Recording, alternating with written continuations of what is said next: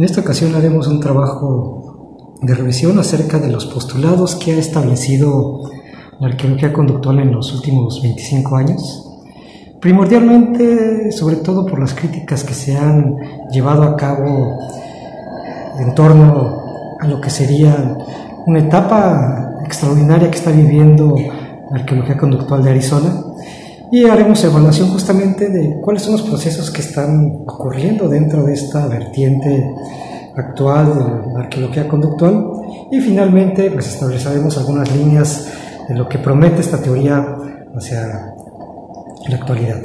Por supuesto, el día de hoy trabajamos desde oficina, así que engage.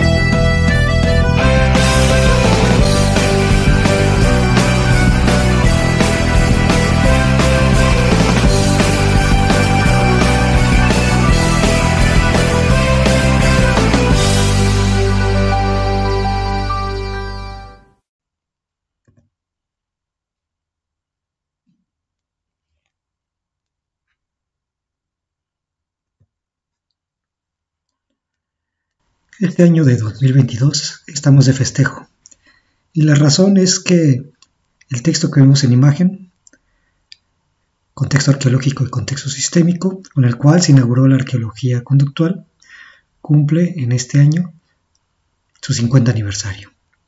En efecto, es en 1972 cuando se publica este artículo que se ha convertido en el punto inicial con el cual se desarrolla la arqueología conductual que perdura hasta nuestros días. Así que, pues nos sumamos a esta celebración.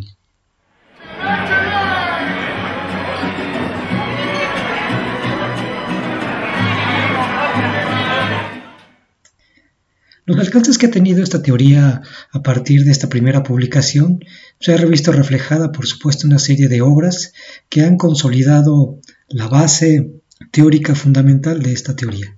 Así tenemos desde el año de 1976 y a lo largo de una flecha de tiempo, pues los diferentes libros que han postulado desde la arqueología de Arizona, especialmente a partir de la figura más prominente de esta teoría, que es Michael Schiffer.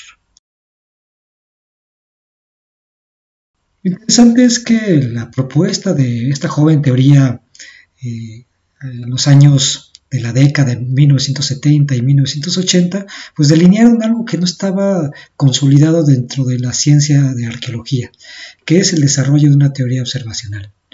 Hemos dicho que quizás con los antecedentes de Gordon Childe y los apuntes de Lewis Binford, tendríamos un primer esbozo acerca de esta teoría observacional, pero es justamente con estas dos obras, Behavioral Archaeology y Formation Processes, que la arqueología adquiere por primera vez un cuerpo teórico a nivel observacional. Por supuesto, mediante la derivación de dos grandes procesos que identifica la arqueología conductual, que son los procesos de formación cultural y los procesos de formación natural, que nos permitirían entender cómo es que el registro arqueológico adquiere sus atributos actuales. Además, estos dos textos se han convertido en los libros fundamentales que han guiado toda una comunidad académica alrededor de cómo trabajar los postulados de esta teoría. Aquí, por ejemplo, en esto que denomino el árbol teórico conductual, vemos que su base está formada por el texto inicial que da origen a la arqueología conductual de contexto arqueológico y contexto sistémico. El tronco que se genera a partir de ahí está formado por el texto de Schiffer del 76 de arqueología conductual, y de ahí se comienzan a derivar una serie de ramas más específicas. Por ejemplo, esta rama que parte del tronco de la base de este árbol estaría formado por este artículo de Misiewski del 87 llamado Procesos de Formación del Registro Arqueobotánico. Es decir, estamos haciendo una aplicación más particular a partir de los principios que tenemos que sirven como base a la teorización. De este gran tronco podemos dividir una rama, por ejemplo, con el artículo de Masakatsu del 95 sobre inferencia conductual basada en elementos traza de los procesos de formación cultural. Es decir, se hace un estudio más específico conforme avanza la línea de tiempo.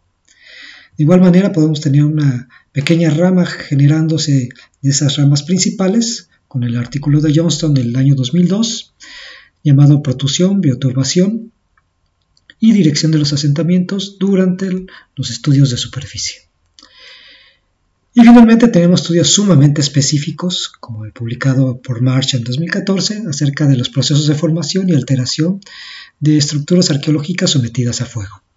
Es así como vemos que a lo largo del tiempo la arqueología conductual se ha ido haciendo sumamente específica, haciéndose estudios dentro de una etapa de ciencia normal, de aspectos sumamente específicos, pero con la base de la teoría observacional fundamentada en la década de los años 70.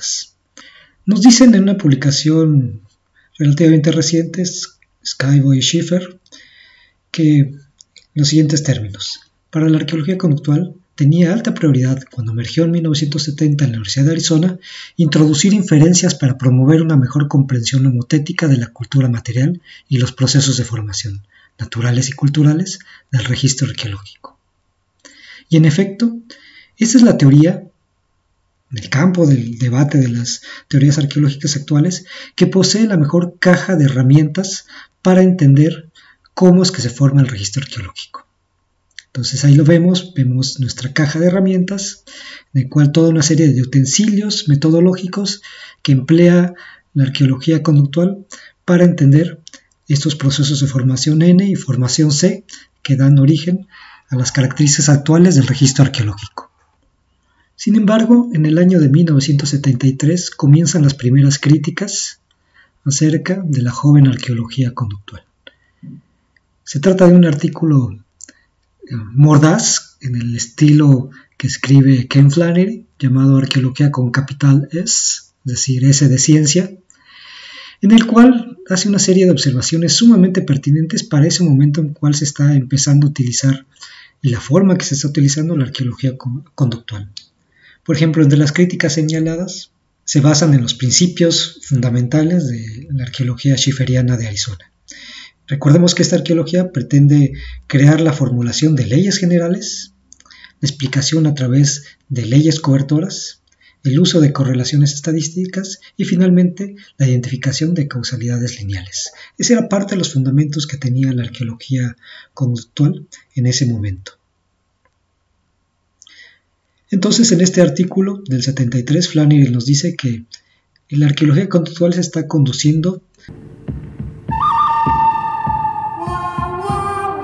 En efecto, él los llamó los arqueólogos de la ley y el orden, puesto que lo que pretenden pues, es establecer este conjunto de leyes y principios, como buen sheriff del viejo oeste, y establecer una orden dentro de los procesos que actúan en el registro arqueológico.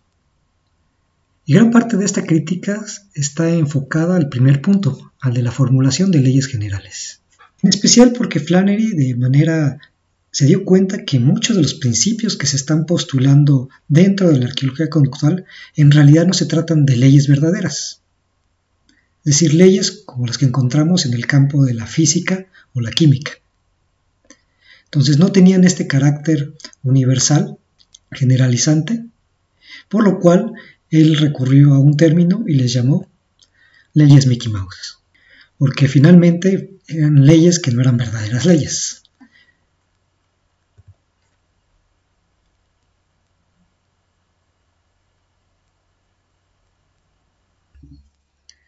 Y por supuesto este apelativo crítico que hace Flannery de utilizar el término de leyes Mickey Mouse, pues era para referirse a Michael Schiffer y de paso a todos los Mikes que nos dedicamos a la arqueología conductual. Vamos a tomar en consideración un ejemplo. En el lado izquierdo de la imagen podemos ver un área con basura secundaria, según la terminología de la arqueología conductual, en un país europeo. En este caso, por el tipo de sociedad en el que nos encontramos, el tipo de economía que se posee, una vez que un artefacto se descompone, este de inmediato es desechado comúnmente de manera directa. Si hacemos un análisis de modelos de flujo, podríamos ver que después de la etapa de uso de un artefacto, este tiene un proceso de deterioro, y para este tipo de sociedades es más común, por el tipo de adquisición que poseen, que ellos desechen este artefacto como basura secundaria y adquieran uno nuevo. Eso es muy diferente a lo que ocurre en los países latinoamericanos, donde encontramos este tipo de establecimientos. Por ejemplo, en este caso, artefactos como son una televisión, una vez que se descompone, no entra, como en el caso europeo, en un proceso de desecho por medio de basura secundaria, sino que ocurre un proceso en el cual nosotros prolongamos el uso de estos artefactos a través de una fase de mantenimiento que implica un proceso de reciclaje y vuelve a entrar dentro de la cadena de uso sin que los materiales se desechen. Este simple ejemplo que estamos observando nos muestra que el proceso de tasa de desecho de basura tiene que ver en gran medida con la economía de la sociedad en la cual estamos haciendo el estudio, que es algo que tiene una carencia en la teoría conductual, porque ellos se abocan al estudio únicamente de la conducta, pero no ven otros aspectos sociales como puede ser pues, la riqueza de un grupo cultural en particular. Esta es una de las críticas radicales de Maguire acerca del modelo que establecen la arqueología conductual. Y otra de las grandes problemáticas tiene que ver con lo que algunos autores han llamado la obsesión calorífica. Y esto es porque gran parte de los principios que delinean la ontología, es decir, la forma en que concibe la realidad la arqueología conductual, está basados en la termodinámica. ¿Qué quiere decir esto? De manera muy sencilla, lo que pretenden este tipo de estudios es establecer que obtengamos una gran ganancia a partir de un bajo gasto energético. Ese es uno de los principios fundamentales que guían la arqueología norteamericana conductual, que en gran medida está basada en un modelo económico actual. Si no, vamos a ver el ejemplo de cómo se aplica a nivel del caso concreto de la arqueología. Un ejemplo es el de la curaduría. Es un concepto introducido por Binford, en el cual desarrolla una conducta a nivel de un contexto sistémico en el cual cuando tú te mudas de un lugar, ¿qué ocurre? Pues en este proceso, sobre todo si te vas a mudar a un lugar lejano, un lugar que es más pequeño en el cual estás radicando en la actualidad, pues tienes que deshacerte de algunos artefactos, pero otros sí los transportas contigo. Cuando tú transportas un artefacto de un lugar A a un lugar B, ese proceso de traslado de artefactos se llama curaduría.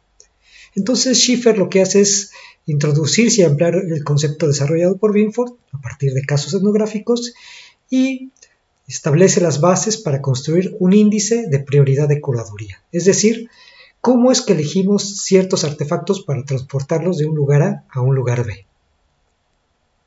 Él nos dice que ese transporte se limitó a ciertas clases y cantidades de artículos que podían ser transportados. Entonces, para su índice, él pondera 4 variables. Estas variables son el peso, el tamaño del artefacto, el costo que puede tener el que podamos o no reemplazarlo y la vida útil que posee un artefacto. Eso le llama vida útil remanente. Pensemos, por ejemplo, en un celular moderno. Los celulares está establecido por fábrica que tengan una duración de 2 años. Entonces, ese periodo en el cual funciona un artefacto se llama vida útil remanente. Entonces, la prioridad de curaduría desarrollada por Schiffer tiene que ver por la sumatoria de estas 4 variables. La sumatoria del peso, más el tamaño, más el costo de reemplazo, más la vida útil remanente. Entonces, a partir de estos criterios, que son criterios básicamente termodinámicos, es que él establece cómo puede ocurrir la curaduría de un artefacto en particular. ¿Pero esto ocurre en todos los casos? Veamos un ejemplo. Veamos este caso de estas personas transportando un artefacto. Este artefacto que se está transportando, que podríamos pensarlo como una actividad de curaduría, su transporte de un sitio A a un sitio B tiene que ver con las condiciones termodinámicas de curaduría desarrolladas por Schiffer. Pues me parece que no. Pero si se dan cuenta, tiene que ver muchísimo con otro tipo de descripciones que se le está dando a estos artefactos. Pensemos simplemente que este artefacto, por ejemplo, hubiese sido bendecido por el Papa. Y no cualquier Papa, sino Karol Wojtyła.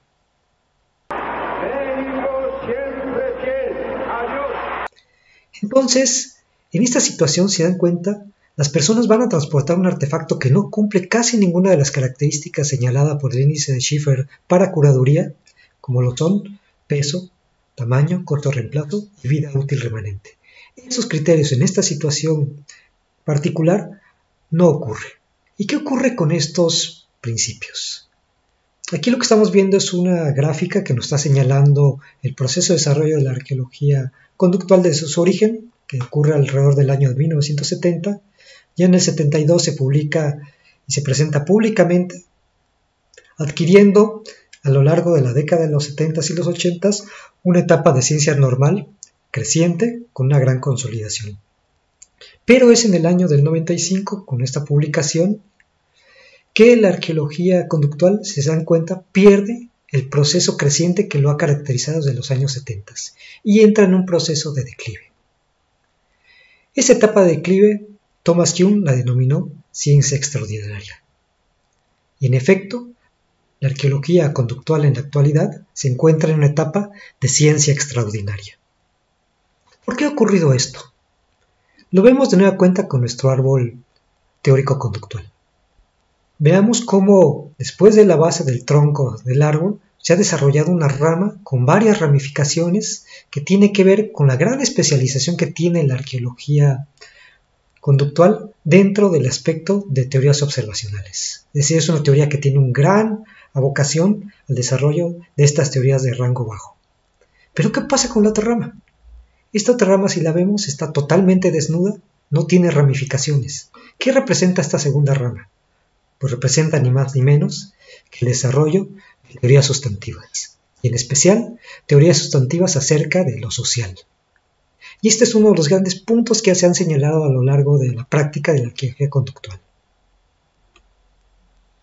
Sin embargo, por supuesto, Michael Schiffer es un sabio.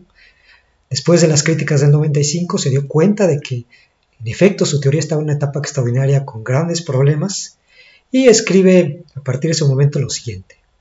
Preocupados por más de 2 décadas con la inferencia, algunos arqueólogos conductuales, incluido el autor, hemos reconocido en unos pocos años la necesidad de dedicar más esfuerzo en construir teorías sociales.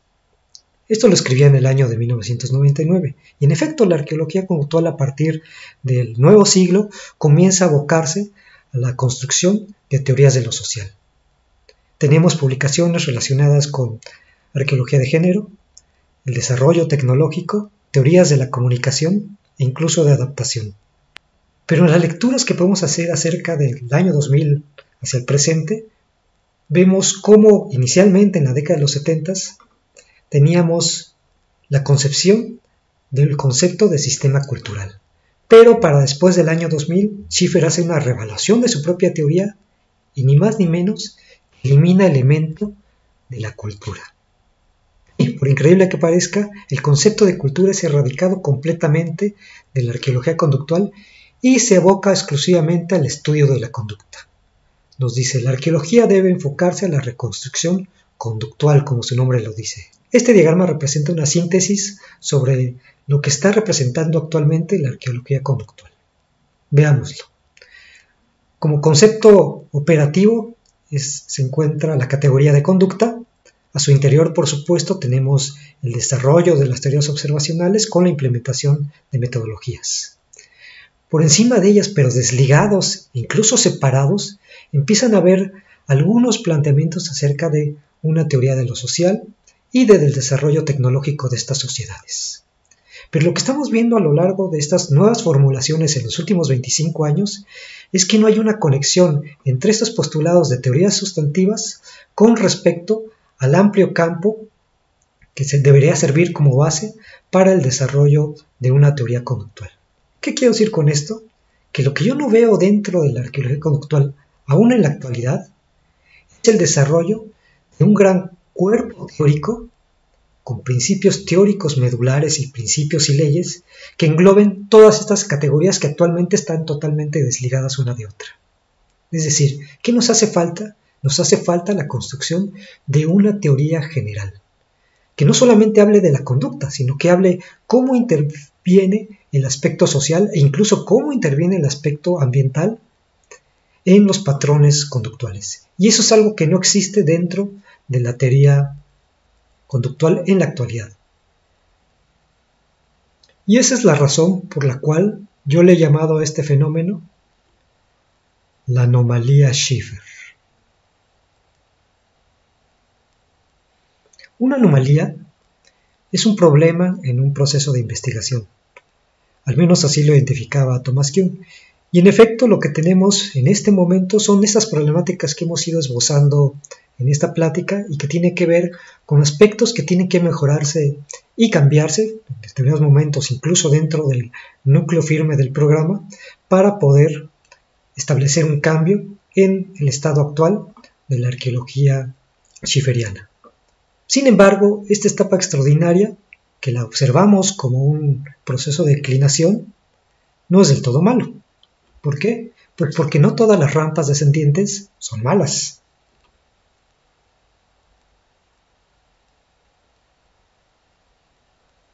Nos decía el gran Karl Popper, este estado, el estado de la ciencia extraordinaria con una rampa descendente, debería ser el estado permanente de la ciencia. ¿Por qué? Porque nos obliga a los científicos a estar evaluando constantemente los postulados que tenemos. Entonces, lo que necesitamos es, en efecto, una etapa de ciencia extraordinaria, en la cual estemos evaluando constantemente estos principios y haciendo cambios, siempre en un sentido revolucionario, de nuestra ciencia.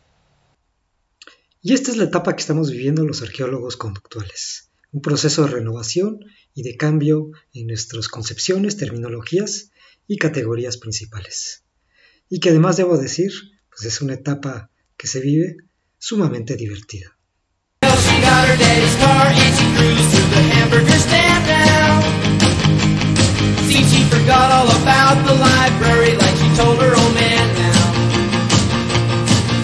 The radio blasts and goes cruising just as fast as she can now.